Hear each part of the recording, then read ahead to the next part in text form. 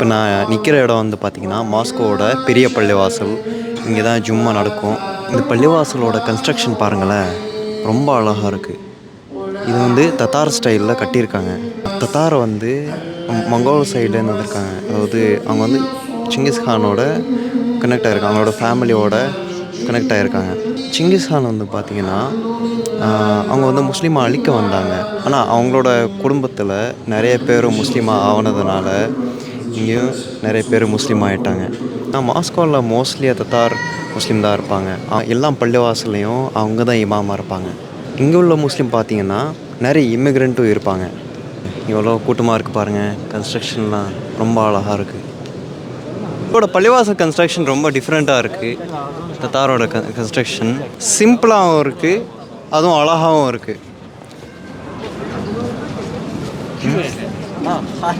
இந்த பள்ளிவாசல் உங்களுக்கு பிடிச்சிருச்சுன்னா நீங்கள் துவா செய்யுங்க. அஸ்ஸலாமு அலைக்கும்.